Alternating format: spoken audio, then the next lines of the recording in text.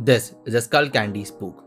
The product comes for around 2k to 3k in the online and offline market, where we also reviewed the Fingers BFF and the Boat 411 airdrops on my channel. Does the Skullcandy match up to their build and quality? Let's find out. So in the box, we get the product where there's a charging box for it and the buds. There are some instruction manuals and there's also a USB wire for charging the case and extra ear tips. The Skullcandy spook gives you a playtime for around 14 hours, 4 hours on the bud and 10 hours in the case.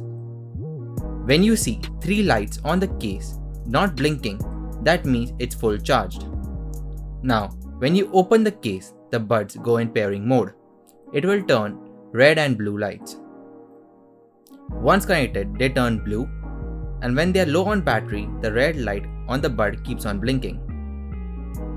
Where there's Bluetooth 5.0 and is also water resistant IPX4. The sound and build quality is good, and there's also branding of the buds, where you can see use of the bud at one time is also possible, because on both the buds there are separate mics. Now for controlling the buds, volume, tracks and on and off button, there are instructions given over here. The button on the buds are perfectly designed. It's not a touch sensitive button, you have to press it. These buds do not get connected to the Skullcandy app as it's a budget model. Now if you want to buy the product, there's a link down in the description.